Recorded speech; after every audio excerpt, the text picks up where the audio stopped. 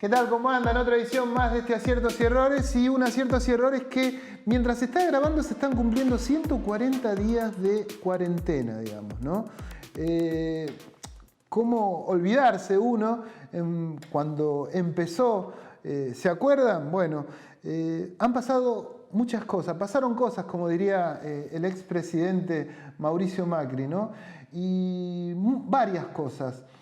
Hay mucho cansancio en la gente. En definitiva, también se empiezan a registrar graves casos de inseguridad. Y en el medio de todo esto también se ha logrado esta semana algo importante que el gobierno ha reflejado por todos lados y tiene que ver con el acuerdo con gran parte de los acreedores externos, con los bonistas, digamos, que tanto a mal traer tenía desde hace rato. Obviamente esto viene de larga data porque también se puso sobre la mesa la discusión de a quién pertenecía esta deuda que en definitiva termina negociando el gobierno, si pertenecía al macrismo, si pertenecía en definitiva a la gestión de Axel Kicillof en su momento como ministro de Economía, un montón de cosas. Lo cierto es que el acuerdo finalmente tuvo al menos el éxito que el gobierno esperaba, porque lo manifestaron de esa forma, y también manifiestan que esto no ha terminado. Vamos a hablar de esto en un ratito nomás, pero le quiero contar que en el programa del día de hoy va a haber varias cosas. Se están incrementando de manera notoria los casos de contagiados. Mientras grabamos este programa, el reporte del Ministerio de la Nación del día de ayer manifestaba que hubo 7.147 casos con 127 fallecidos. El tema es que se creía y se suponía desde lugares... desde algunos sectores del gobierno que se iba a mesetar la cantidad de contagios en 4.000 o 5.000 casos. Esto está subiendo y nada indica, insisto, que esto vaya a ir para abajo. Ojalá esto suceda. En un ratito va a estar Amelia Franchi para hacernos... darnos la mirada médica en función de toda esta situación. También estuvimos con los exalumnos, porque esta es la buena noticia de la cuestión, es que los exalumnos del ENED número 1 de la Brigada Aérea de El Palomar, que han confeccionado una cápsula para transportar a pacientes de COVID, digamos, ¿no? Algo interesante en medio de todo este lío, y fuimos a verlo, fuimos al lugar, y ustedes lo van a ver. Interesante informe, 2 alumnos que nos muestran esta cápsula para transportar a pacientes de COVID, que lamentablemente cada día son más.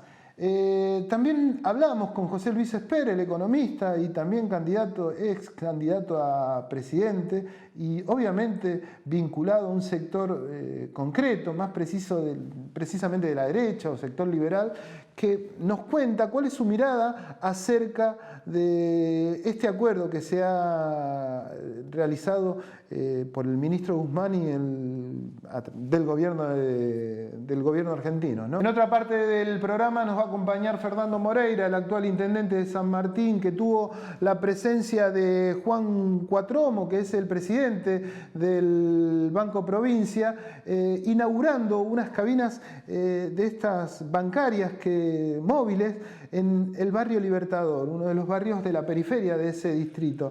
Esto es algo de lo que va a haber en este Aciertos y Errores del día de hoy. Vamos a comenzar con la palabra del ministro Guzmán y del presidente de la Nación, y ahí nomás la palabra de José Luis Esper. Esto es el Aciertos y Errores del día de hoy.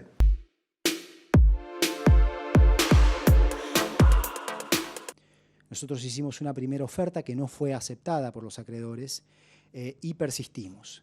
Persistimos en el contexto de negociaciones que obviamente fueron duras y que corresponde que sean duras, porque todas las partes están defendiendo sus intereses a ultranza. Los acreedores defendían sus intereses y nosotros defendíamos los intereses de los argentinos y las argentinas, su presente y su futuro, las oportunidades con las que cuentan hoy y con las que van a contar en el futuro generaciones de argentinas y argentinos. Finalmente, esta madrugada llegamos a un acuerdo y lo que ocurre es que cambiamos, esto es un proceso, dimos un paso decisivo, llegamos a un acuerdo con un grupo mayoritario.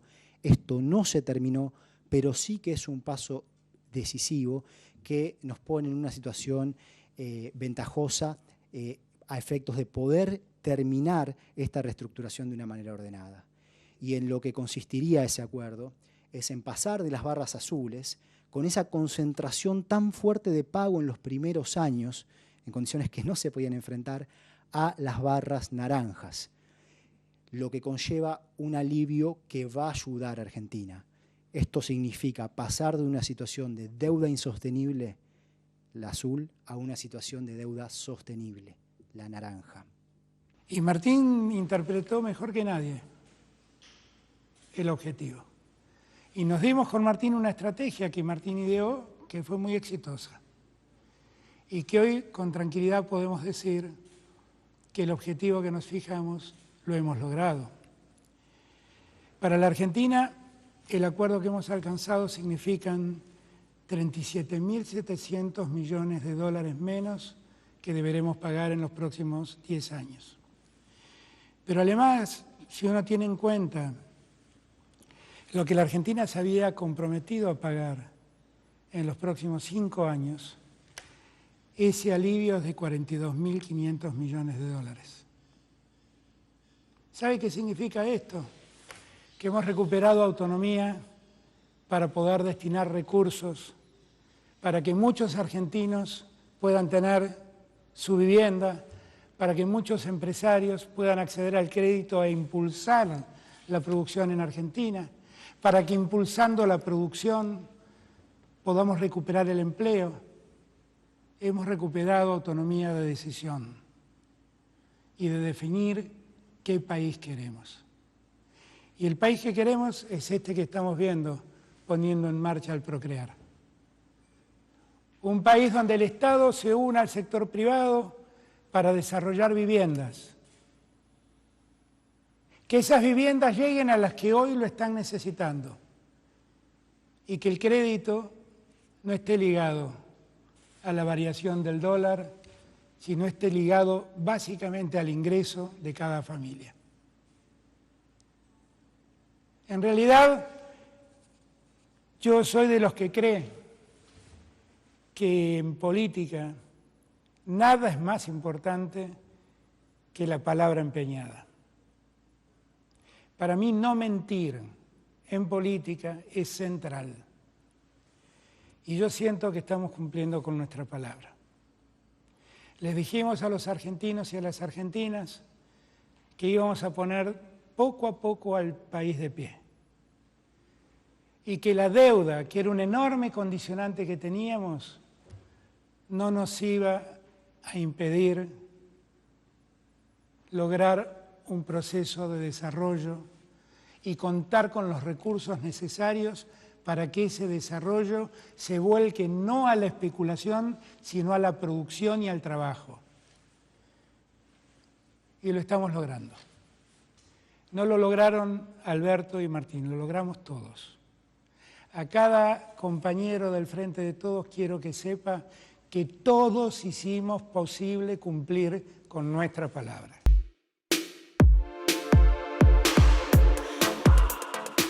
Bueno, José Luis, estamos con José Luis Esper, un hombre obviamente más que conocido, y la idea, antes que nada, el agradecimiento de compartir un ratito con aciertos y errores esta charla. La idea es que estamos a horas de haber, usted es un hombre relacionado con la economía, entre otras cosas, y estamos ahora de haber llegado a un acuerdo con los bonistas extranjeros. Indefectiblemente, la pregunta que amerita es eso: ¿qué opinión le merece este acuerdo que ha logrado el gobierno argentino? Bueno, en primer lugar, para ser precisos, porque esto de la deuda se trata de cuestiones muy, muy técnicas y finitas, todavía no se ha cerrado con un número de acreedores que sea un número de acreedores que nos deje tranquilos de que no va a haber buitres en el futuro. Porque acá la clave es cerrar un acuerdo que no tenga buitres en el futuro. Diría que se avanzó mucho ayer porque se llegó a un acuerdo con por lo menos la mitad de los acreedores, pero sería bueno tener 30% más y llegar a por lo menos 80% de los acreedores. Pero bueno, se logró el 50% que estaban bastante díscolos hasta hace un tiempo. Entonces, aclarado esto, que todavía no es un cierre definitivo con la deuda, pero sí se avanzó mucho. Mira, me parece elemental pagar la deuda. No, si uno se endeuda, si uno se endeuda porque necesita plata, el día que te tiene que tocar pagarla, tenés que pagarla, la deuda. No podés hacerte el sota como hacemos nosotros cada tanto. Sí, me parece bien que el gobierno que nos metió en default con la deuda externa el 22 de abril nos haya sacado, o mejor dicho, para ser precisos, esté a punto de sacarnos del default de la deuda. Cuando usted manifiesta que nos metió en esta situación al gobierno, manifiesta del actual gobierno. Con la deuda externa, sí, seguro, nos metieron eso. El 22 de abril había un vencimiento de 500 millones de dólares y el gobierno de Alberto Fernández decidió no hacerlo. Con la externa, sí. Con la deuda interna en pesos ya empezó Macri el año pasado. Y con la deuda interna en dólares también lo fue Fernández el que la defaultió. O sea que usted, en definitiva, yo no lo veo muy optimista en función de un acuerdo que al menos los que representan al gobierno lo manifiestan bastante conforme, digamos, ¿no? O sea, y ¿Pero algunos por qué? sectores ¿Por de la qué no? oposición No, no, también, no, ¿no? no, no, no, no, no. Yo no es que no sea optimista, sino que soy realista. Primero, que faltan 30 puntos para estar tranquilo, porque lo dicen los contratos de deuda, no porque lo diga yo. Entonces falta todavía. Se hizo un avance muy grande para festejar. Probablemente el gobierno sepa, si está festejando por anticipado, que los 30 puntos los va a conseguir. Ese es un tema. Capaz que lo consigue. Ojalá que lo consiga. Sería una excelente noticia para la Argentina. Permitiría despejar el horizonte hacia adelante y después y le libera al gobierno de energía para dedicarse al desastre en el cual está la economía real, el mundo del trabajo, el empleo, la pobreza. Ojalá que esto libere al gobierno de la energía para dedicarse al desastre que ha provocado la cuarentena decidida por el gobierno, dicho sea de paso. Uh-huh. Por lo visto, no está muy de acuerdo con la cuarentena, en definitiva, ¿no?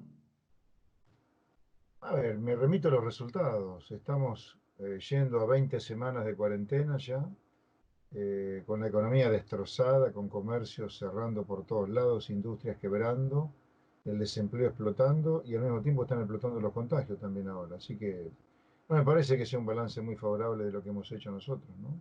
En términos económicos, quizás esto sea como usted lo manifiesta, pero comparativamente en cantidad de muertos a nivel internacional, quizás la Argentina haya parado un poco este número, ¿no? A ver, la Argentina está ligeramente por encima del promedio o en el promedio a nivel mundial. No es que tampoco no tenemos nada de muertos, ¿no? O sea, tenemos el Ujú. promedio mundial un poquito abajo, tal vez un poquito arriba ahora, pero estamos ahí en el promedio mundial. No podemos decir, no tenemos muertos después de 20 semanas de una cuarentena muy estricta, particularmente en lo que es el AMBA, ¿no? En el resto del país ha sido un poquito más normal la cosa. Pero bueno, lo cierto es que hay problemas con los cuales luchar ahora, hay problemas que tenemos que afrontar y la política debe dar respuesta a esos problemas. Un problema es la inseguridad, por ejemplo, ¿no? Una Ujú. inseguridad en gran parte producida por el quiebre económico debido a la cuarentena. Y en materia de inseguridad hay que trabajar muy, muy rápido, se debe dar respuestas rápidas a la gente con la inseguridad. Yo digo, algunas propuestas que tengo en mente en materia de inseguridad como para compartir con ustedes. Mire, en la provincia de Buenos Aires, un tercio de la bonaerense está encerrada en las comisarías cuidando a los presos que están adentro de las comisarías. Saque a los presos de las comisarías, páselo a alcaldías y libere a esos policías para que pasen a patrullar a las calles. Hay que infectar a las calles de patrullas policiales para dar respuesta a la inseguridad. Una manera de hacerlo es sacar a los presos de las comisarías y que vayan a alcaldías. Otra cosa, mandemos a la gendarmería a ayudar a la policía a combatir la inseguridad. Otra cosa, meta mucha policía adentro de las villas, donde hay mucha gente de bien en la villa, que está aterrada por los delincuentes que también están adentro de la villa, que son el foco o el huevo de la serpiente de mucha inseguridad que hay. Otra cosa que puede hacer usted, gran parte de la inseguridad y de la violencia que se ve en las calles es el narcomenudeo. Tal El cual, el narcomenudeo, narcotráfico es fundamental en todo esto. Creo que me parece que también gran parte de solucionar el problema de la inseguridad tiene que ver con solucionar el tema del bueno, narcotráfico, ¿no? el narcomenudeo se combate, el narcomenudeo. A ver, a la gente le preocupa el narcomenudeo, que es lo que le genera la inseguridad. El gran tráfico es otra pelea, es otro partido, pero el narcomenudeo No, se pero no es combate menor. con... No, no, no, está bien. Yo lo que digo es, vamos a algo muy concreto. Ya, el narcomenudeo, fuente de inseguridad a diario para la gente. ¿Cómo se combate el narcomenudeo?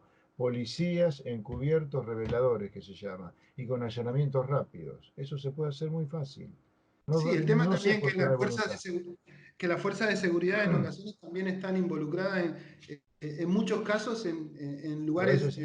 Sí, sí, en situaciones complejas, para decirlo de alguna forma, ¿no? sí, Y sí, eso también tiene un sentido y se refleja en el accionar cotidiano, ¿no? sí, es cierto. ¿Eh? Así que, y en virtud de esto, ¿cuál es su mirada hacia adelante más allá de esta temática de inseguridad y qué ve, digamos, a partir de este acuerdo que llegó el gobierno para adelante? Digo, porque hay una situación no solo argentina, sino también mundial de crisis económica, por decirlo de alguna forma. A ver, todo lo que está pasando en el mundo, Argentina lo hace y agravado. O sea, en materia económica estoy hablando, ¿no? O sea, la caída argentina va a ser la más grande del mundo. En abril la actividad económica cayó 26%. El promedio del mundo civilizado no cayó más de la mitad de ese número, 13%. Así que Argentina está cayendo como pocos países en el mundo, lo cual va a agravar el cuadro de la pobreza que ya venía grave por el fracaso económico de Macri. Así que nosotros vamos a una situación social muy, muy, muy delicada, más delicada de la que ya teníamos, porque no es que Argentina era Suiza antes de eso y encima vino la cuarentena y la pandemia, o la pandemia y la cuarentena, sino que ya venía muy complicada la Argentina y ahora va a estar más complicada socialmente. Así que vamos a ver cómo el gobierno enfrenta este problema, el problema de la crisis económica y la crisis social derivada de la crisis económica.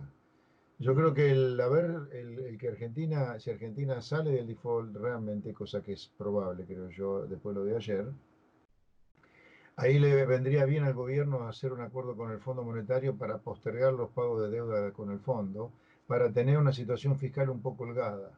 Y la necesita holgada porque la situación social es muy delicada, va a tener que gastar plata en atenuar la grave crisis social que Argentina tiene y que se avecina. Ujú. Tras el anuncio, el gobierno y en particular el presidente manifestó que él, no, si bien no es para tirar manteca al techo, dice que los primeros números muestran una especie de, si se quiere, despegue de la economía. ¿Está de acuerdo con esto usted? Sí, sí, sí, yo diría la economía tocó piso allá por junio eh, y está rebotando un poquito. Yo creo que vamos a tardar en llegar a los niveles previos a la cuarentena, pero sí hay un rebote de la economía. Por Ujú. ahora lo mantendría con pinzas cuán fuerte es el rebote. La discusión es cuán fuerte es el rebote, si es una V corta o si es una cosa muy suave, digamos una especie de U más que de V corta. Pero el rebote sí ya está bien de la economía, sí. Ujú. Las dos últimas preguntas, José Luis. Tuvo una situación, si se quiere, de conflicto usted hace un par de días con el sector del sindicato de camioneros en función de su manifestación por movilizaciones que ellos estaban llevando adelante y, digamos, después también la respuesta del propio Pablo Moyano. Sí. ¿Cómo lo ve usted a esto? Bueno, yo ratifico lo que dije. Pablo Moyano, Hugo Moyano deberían estar presos por violentar el artículo 14 de la Constitución que consagra la libre movilidad de bienes en todo el territorio del país y de las personas. Violando la Constitución, usted merece cárcel por violar la Constitución. Eso es todo. No hay Ujú, ningún derecho a impedir que las empresas muevan su mercadería desde los centros de almacenamiento, que manifieste de ujú. otra manera su desconformidad con lo que sea, pero que no prohíba a la gente trabajar. O sea, el malestar suyo es en verdad porque no dejan actuar a la empresa, digamos, pero no por, o sea, No a la por el empresa, reclamo en sí mismo, digamos. no a la empresa, sino que son los trabajadores de la empresa los que no trabajan. Acá la Ujú, preocupación es el mundo del trabajo para mí, no el empresario. ujú. Hay 6 millones de trabajadores trabajando en negro en Argentina, dicho sea de paso por las leyes laborales que Moyano no quiere cambiar. 6 millones de trabajadores trabajando en negro. O sea, si usted tiene un problema en el mercado laboral, ¿a qué le va a echar la culpa? ¿A la peluquera de la esquina o a las leyes laborales? Ujú. Moyano defiende esas leyes laborales que hacen que 6 millones de trabajadores trabajen en negro. ¿Qué ¿Y quiere en que qué le diga? consiste ese cambio de leyes laborales que usted propone? Tiene que haber democracia sindical. No puede ser que las funciones de sindicato realmente que defiende al trabajador lo cumple un solo sindicato, que es el que tiene la personería, el sindicato más representativo. Tiene que haber otro sindicato que le disputen al sindicato más representativo eh, su defensa de los derechos del trabajador. Hay que eliminar la cláusula de la ultraactividad que permite que los secretarios generales en muchos sindicatos sean secretarios generales hace 40 años. Si el presidente de la nación dura 4 años en su cargo, con derecho a reelección a un periodo, lo mismo para los secretarios generales, por ejemplo. Tal cual. Que la cuota sindical la paguen solo los trabajadores que voluntariamente deciden afiliarse. El Bueno, trabajador con que no está algunos sindicatos afiliado pasa no tiene ningún eso, ¿eh? derecho. ¿Cómo? Con algunos sindicatos pasa eso. Con el bancario, por ejemplo, pasa eso. Con muchos sindicatos se le cobra al que no está sindicalizado, al que no está afiliado, la cuota solidaria. Porque supuestamente, aunque no pague la cuota solidaria, lo que dice el sindicato, esto está en el convenio colectivo, ¿no? Obviamente. Ujú. Como el sindicato presta un servicio que es la defensa de los derechos del trabajador, todos los trabajadores tienen que pagar la cuota sindical en los hechos. Eso está mal. José Luis, la última. A partir de este acuerdo que llegó el gobierno y Sí. también por algunas manifestaciones que han tenido algunos sectores de la oposición, eh, ¿no cree usted que es el momento, o por ahí podría servir como excusa para que haya una especie de acuerdo nacional entre las distintas fuerzas políticas y para un programa a largo plazo a nivel nacional? Digo, una política de Estado que Mire, no cambie, digamos, de cada 4 años, ¿no? Argentina, en el último medio siglo, tomo el último medio siglo para ser breve, son números redondos, 50 años, medio siglo. En el último medio siglo, de principios de los 70 hasta hoy, ha tenido 6 planes económicos. El de inflación cero de Helbar, el de Martínez Dios, el plan austral, el de convertibilidad, el de Néstor y Cristina, el de Macri. Los 6 planes económicos terminaron en crisis, todos. Y en todos ha habido muchos acuerdos, pactos, consensos. Por lo tanto, acá no es tan importante el consenso, el pacto, sino lo que se pacta, lo que se consensúa, lo que se discute, lo que se dialoga, si son mesas de diálogo. Y acá yo diría, no tendría que haber duda que Argentina está haciendo algo intrínsecamente mal desde hace mucho tiempo y eso lo tiene que dejar de hacer y pasar a hacer otra cosa. Ahora, afortunadamente, lo que Argentina debería hacer, lo nuevo que debería hacer para que a la gente de trabajo le vaya bien, es una cosa que la hacen casi todos los países a los cuales le va bien. Y son elementales las cosas. Acá la gente tiene que pagar por las cosas que compra a diario alguna cantidad de dinero razonable. No puede pagar cualquier precio. Acá la Ujú. gente paga cualquier disparate todo lo que compra, por 2 razones. Porque las empresas compiten muy poco con el mundo, Argentina está recontra cerrada al comercio mundial, entonces acá los empresarios cazan en el gallinero. Y la segunda cosa por la cual los precios que paga la gente es un delirio de todo, es que las cosas están llenas de impuestos adentro. Ahora, ¿por qué Ujú. están llenos de impuestos adentro? Porque el Estado es un Estado gigantesco. Y la tercera cosa que acá hay que hacer es tener, como recién tocábamos, otro sindicalismo, leyes laborales que haga sindicalistas que defiendan los derechos del trabajador en serio, y no como hoy, donde estos gordos sindicales son cualquier cosa, menos defensores de los derechos del trabajador, son presidentes de clubes, dueños de empresas, pero defender los derechos del trabajador no. ¿Está de Argentina tiene acuerdo que hacer que, eso, tiene que hacer está de eso. acuerdo con que lo que más tienen, más paguen? Sí, en todo el Ujú. mundo es así, ¿por qué no en Argentina? En Argentina los que más tienen pagan un montón, le aclaro.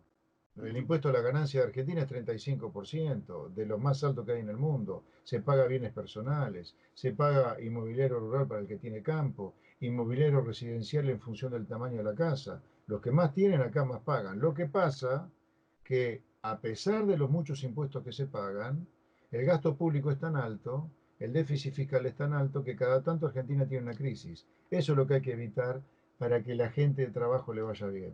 Crisis. Ese es el veneno para la gente. Te agradezco mucho Por nada, su muy buenos días. presencia aquí en nuestro programa, ¿eh? Muchas gracias, ¿eh? Hasta luego.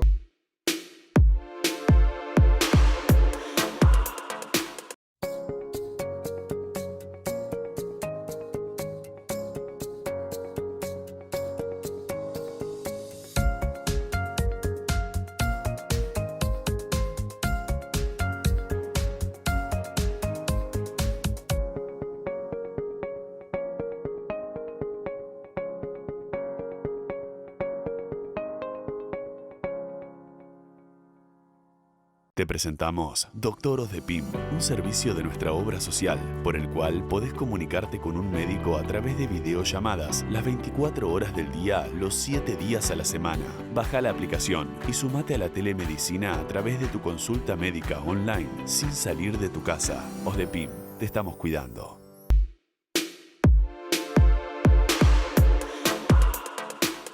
Bloque de salud y me acompaña, como siempre, la doctora Amelia Franchi. Y estamos complicados.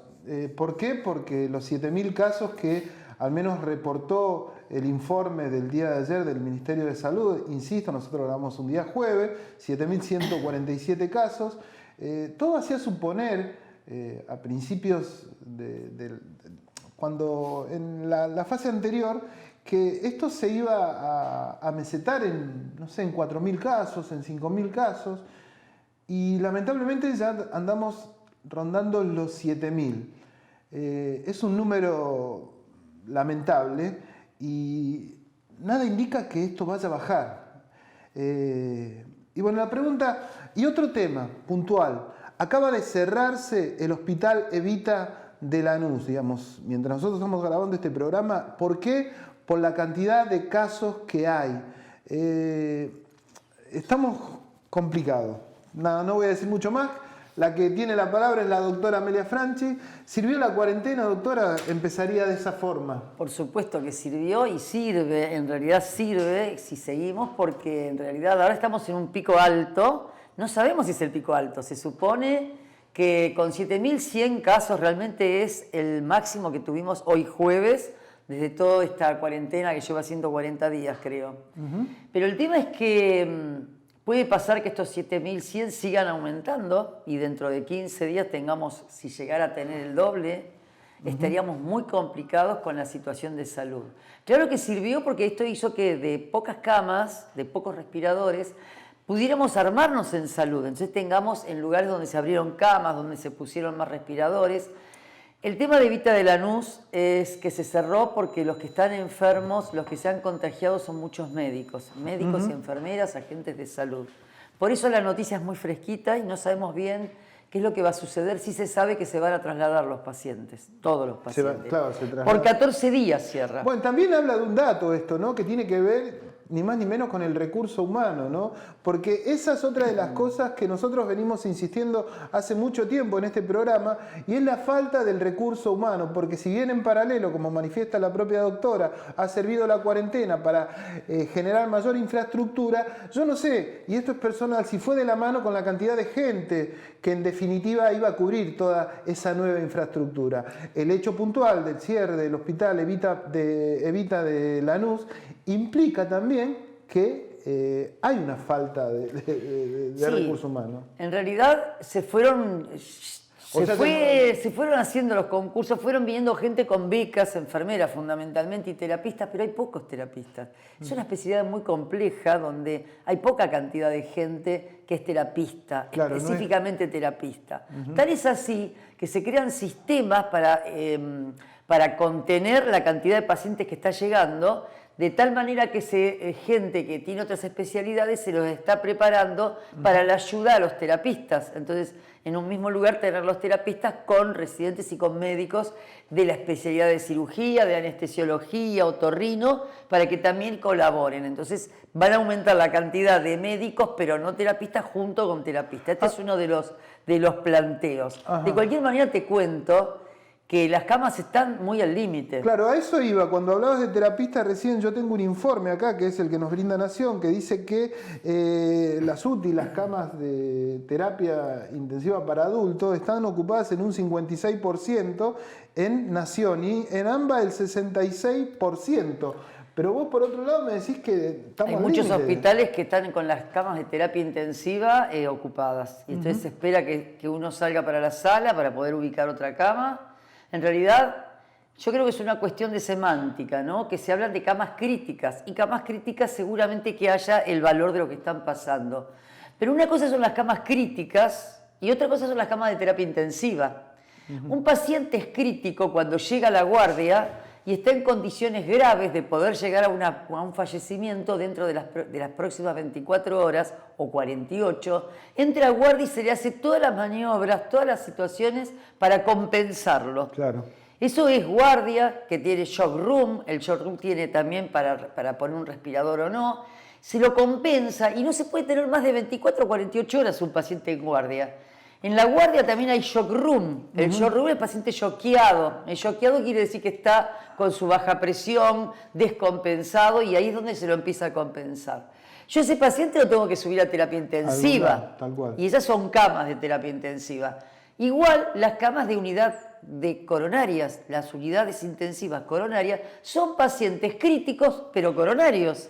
Entonces, si vos sumás shock room, más guardia, más unidad coronaria, más terapia intensiva, es probable que por eso baja el número de lo que dicen que hay ocupado. El informe oficial, digamos. El informe oficial. En realidad debe haber todas esas capacidades. Además, lo que tenemos que ver es que si esto aumenta, es un caos donde va a empezar a complicarse dónde lo derivo, dónde no lo derivo, y tenemos que tener preparadas las situaciones, camas con oxígeno, camas de terapia. Es más, en algunos lados ya están disponibles camas de terapia pediátrica para atender a adultos jóvenes con los terapistas de terapia pediátrica. Entonces, lo que tenemos que seguir pensando es que no debemos dejar de cuidarnos porque esto puede doblar, duplicar. Y creo que lo de las camas críticas es básico para comprender. Los hospitales están entre un 98, algunos hospitales, y un 100%. Claro, no es poca cosa. Algunos pacientes, claro. Y hay una realidad, ¿no es cierto? Ahí nosotros vemos imágenes que tomamos en el día de ayer de la calle Corrientes, digamos, que es una de las avenidas que supuestamente no estaría dentro del protocolo para la apertura nueva dentro de Capital Federal o el AMBA, como ustedes quieren llamarle. Lo cierto es que, como se ve en las imágenes, está todo abierto, digamos, y la cantidad de gente que circula es mucha.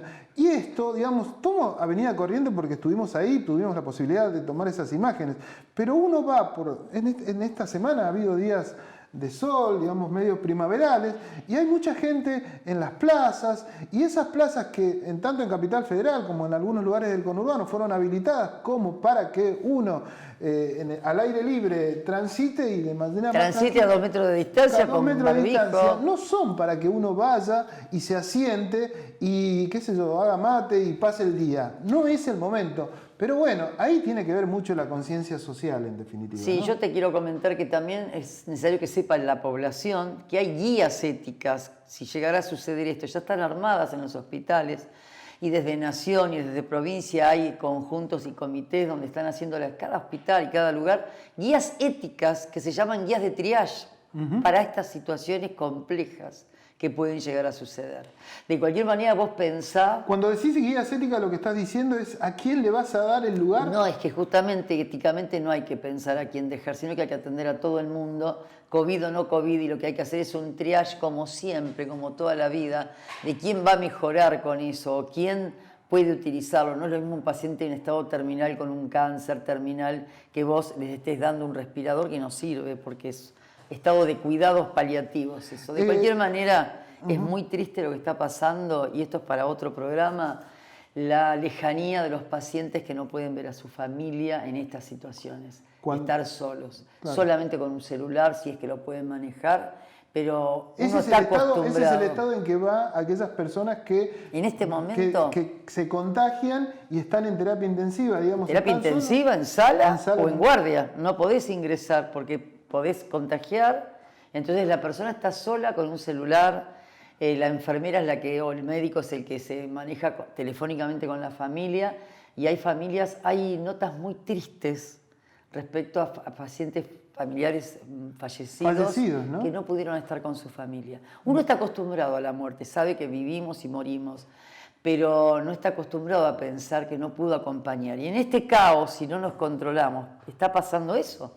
Entonces también éticamente estamos tratando de hacer alguna guía que pueda ayudar a aquellas personas que tienen más vulnerabilidad, que estén acompañados por algún familiar. Los niños y adolescentes que están con COVID sí deben estar con su mamá o su papá o su familia.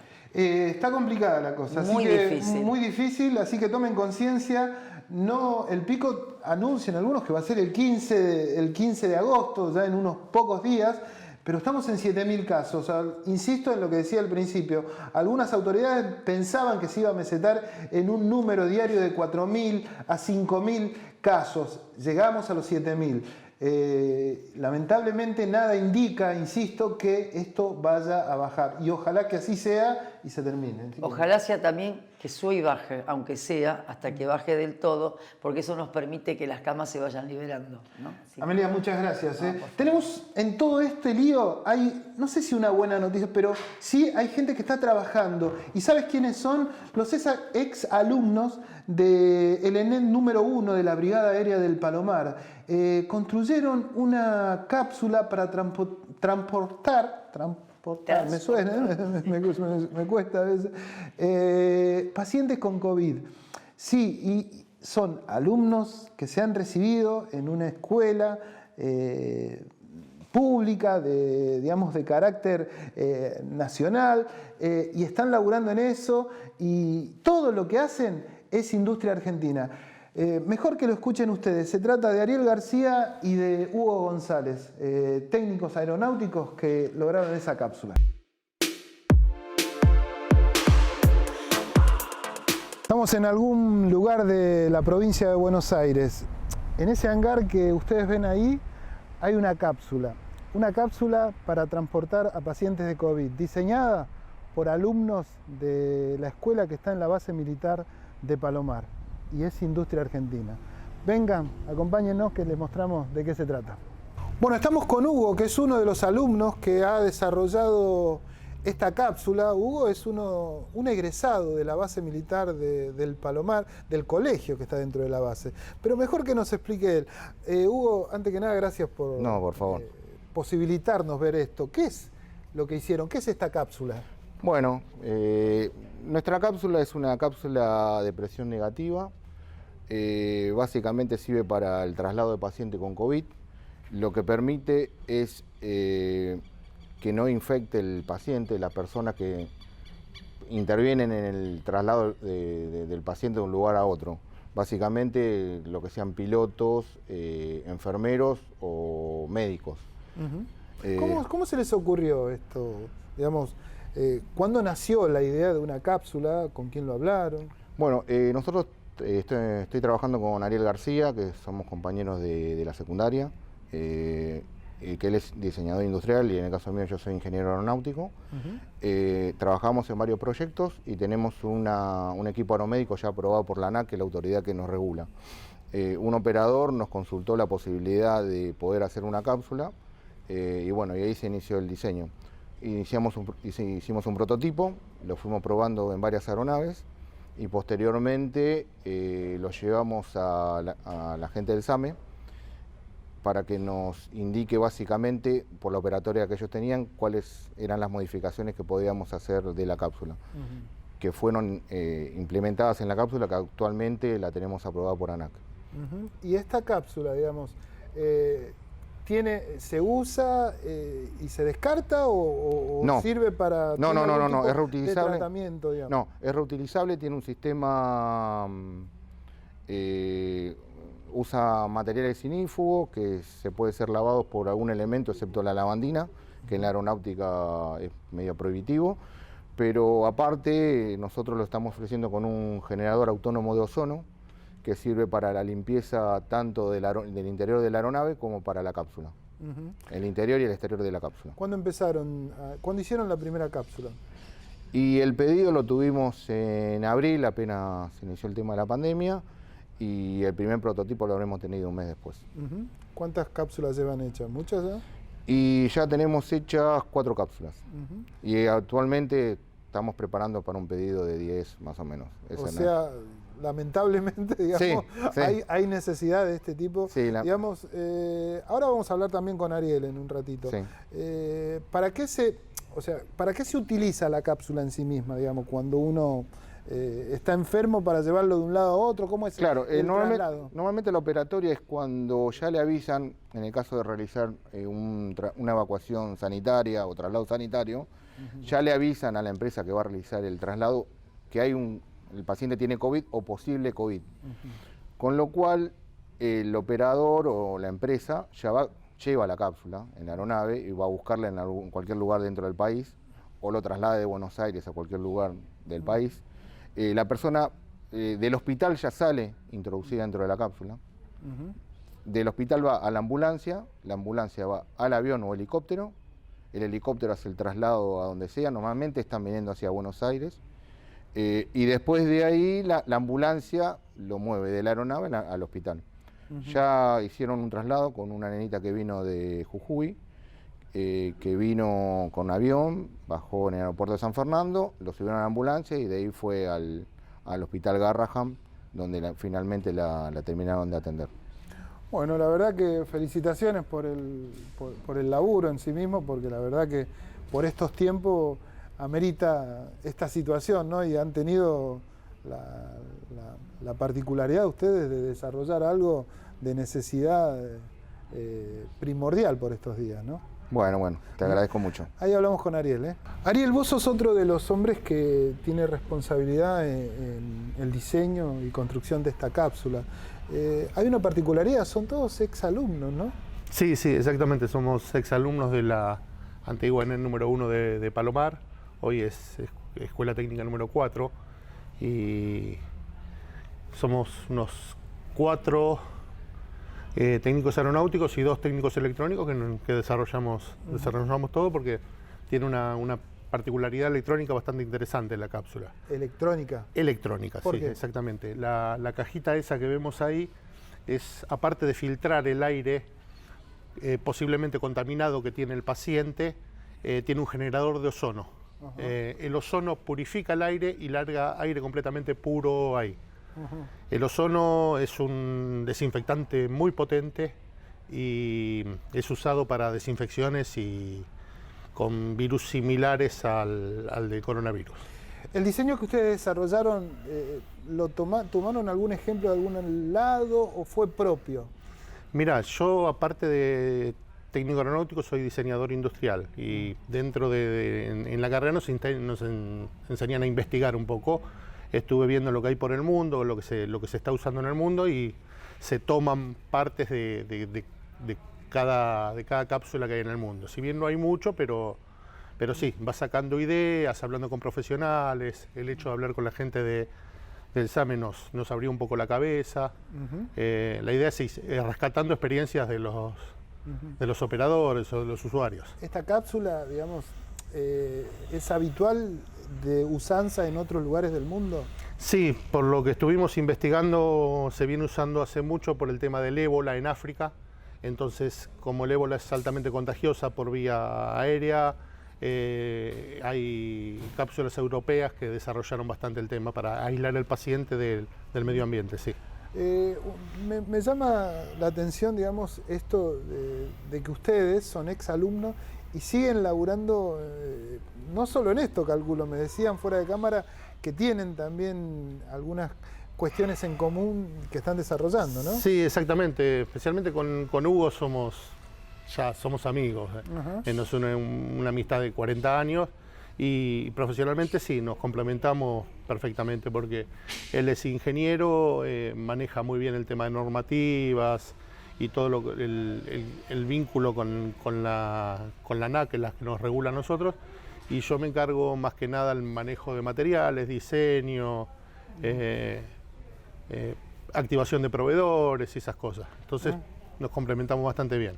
¿Venían desarrollando otras cosas además de la cápsula? Sí, tenemos un equipo de transporte aeromédico para evacuación sanitaria, que también lo tenemos aprobado por ANAC, para aeronaves. Todo relacionado con la aeronáutica, ¿no? Sí, porque somos aeronáuticos. No, digo porque también al venir de un lugar como es la base y todo lo demás, digamos, no... Claro, sí, somos. Es más, cuando viajamos vamos a ver exposiciones aeronáuticas por otra parte del mundo, con otros amigos, tenemos compañeros pilotos, gente que trabaja en Fuerza Aérea, en aerolíneas, sí, somos bien aeronáuticos. En definitiva, estamos en presencia de una cápsula diseñada por exalumnos de un colegio argentino y es todo industria nacional. Sí, todo, esto es absolutamente todo industria nacional, sí. Está bien. Sí. ¿Cómo pueden, digamos, adquirir esta cápsula las personas que, digamos, no necesariamente, calculo que organismos oficiales ya están al tanto, pero aquellas, debe haber también entidades privadas que podrían acceder a este tipo de cápsulas, ¿no? Sí, nosotros lo que nos falta es un poco el manejo en redes. Sabemos trabajar, sabemos manejar normas, pero tal vez nos falte un poquito publicitarnos. Pero sí, tenemos una consultoría que es HRG y el mail nuestro es HRG-Aero. Estamos en Facebook, también en Instagram. Está bien, por eso, pero hay una comercialización de esta Por cápsula. supuesto, sí, ¿Qué valor por supuesto. tiene la cápsula? Y la cápsula varía el valor de acuerdo a las prestaciones. No es lo mismo una cápsula para helicóptero que una para avión, otra que sería solamente para camilla. Es un caso, cada caso particular merece un diseño particular también. Eso lo evaluamos cuando nos llega el pedido, hacemos un replanteo de dónde va a estar montado y ahí se hace un presupuesto. Bueno, la verdad, de nuevo las felicitaciones a usted porque es un laburo interesantísimo. Bueno, muchas gracias. Y vale el doble porque está hecho acá, ¿no?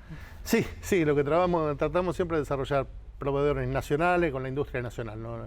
Realmente somos partícipes de eso, de laburar con gente de acá. No es poca cosa. Gracias, Dale. Muchas gracias, che.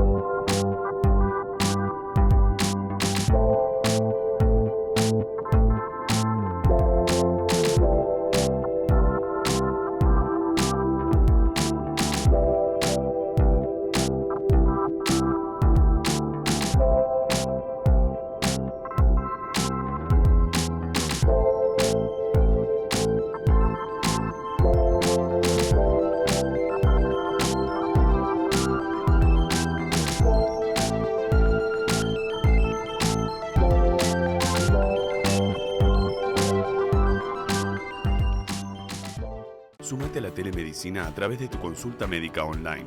OSDEPIM, te estamos cuidando. Si usted tiene un problema jurídico, no lo dude.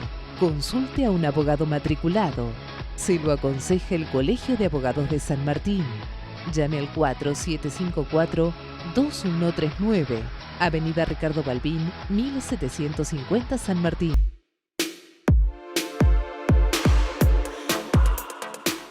Otro de los lugares en donde se concentra mucha cantidad de gente, ustedes lo pueden ver de manera cotidiana, son los bancos. Hay mucha gente. En definitiva, también uno tiene que acceder a los bancos adentro del establecimiento, previo turno que se le da. Pero no obstante eso, se dan largas colas precisamente para el uso de los cajeros automáticos, que es el vínculo que hoy tiene la gente con la entidad bancaria de manera directa, ¿no? Salvo esta metodología que le digo, donde uno tiene que pedir el turno. Obviamente hay gran parte del sector, más allá de lo que manifestaba Esper hace un ratito en función de la cantidad de gente que trabaja en la ilegalidad o de manera, como se conoce habitualmente, que trabaja en negro, hay mucha gente que está bancarizada. Y entonces también las bocas de expendio, debido a esta cuarentena, están limitadas. De esto tomó cuenta el intendente de San Martín, estoy hablando de Fernando Moreira, y recibió en un lugar de la periferia, porque es el barrio Libertador, al actual presidente del Banco Provincia, Juan Cuatroma, que al recibirlo para inaugurar una de estas cabinas móviles que posibilitan, si se quiere, desconcentrar la gente en los lugares más urbanos y también, obviamente, facilitarle el acceso a el dinero a través de el formato bancario. Estuvo Fernando Moreira junto con Juan Cuatromo y lo vemos en el informe.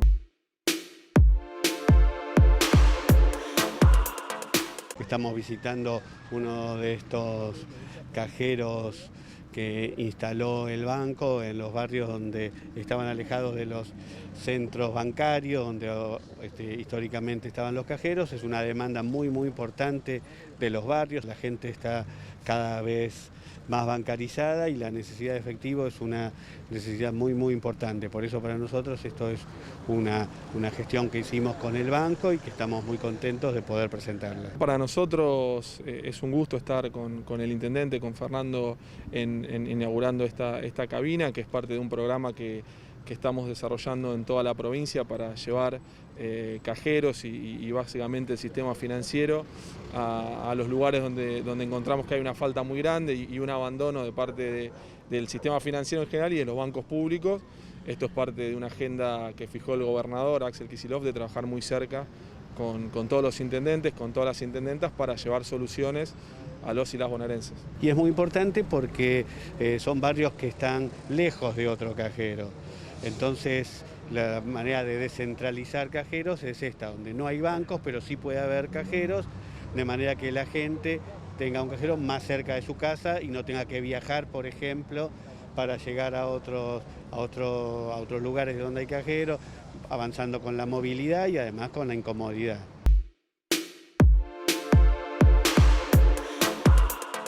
Bueno, otra de las temáticas que sigue teniendo mucha inquietud y teniendo en vilo a gran parte de la sociedad es el tema de la inseguridad, de la delincuencia, que aparentemente debido a esta cuarentena también hace estragos en distintos lugares, ¿no? Y en definitiva ustedes lo están viendo de manera cotidiana en los noticieros, que se ha tornado una delincuencia bastante violenta en algunos casos, ¿no? Y llamativamente, bueno, creo que va a ser una de las temáticas que van a poner sobre la mesa todas las partes políticas que tienen un interés en todo esto, ¿no? Nosotros ahí estamos viendo unos allanamientos que se dieron en el barrio del Destino y Los Patitos en la localidad de Hurlingham.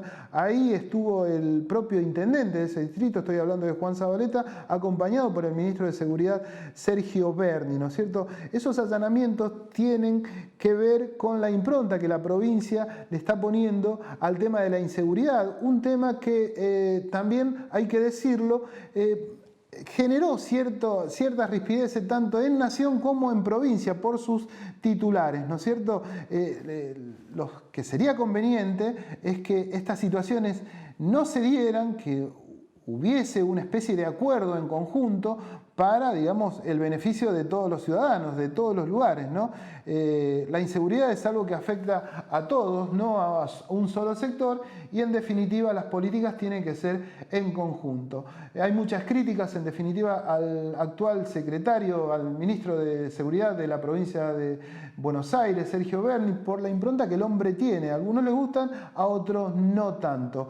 Pero esto es lo que está sucediendo. Y bueno, y nosotros ya en el día de hoy nos estamos yendo. Esto ha sido el aciertos y errores del día de hoy. No me quiero ir sin antes también manifestar algo que venimos manifestando hace mucho tiempo en este programa y tiene que ver quizás también con la inseguridad de la cual estamos hablando. No me quiero ir sin antes recordar que sigue sin aparecer Facundo Astudillo Castro. Y nosotros desde este programa pregonamos por su esclarecimiento y aparición. Nos reencontramos la semana que viene con más aciertos y errores. Han sido muy amables por estar del otro lado.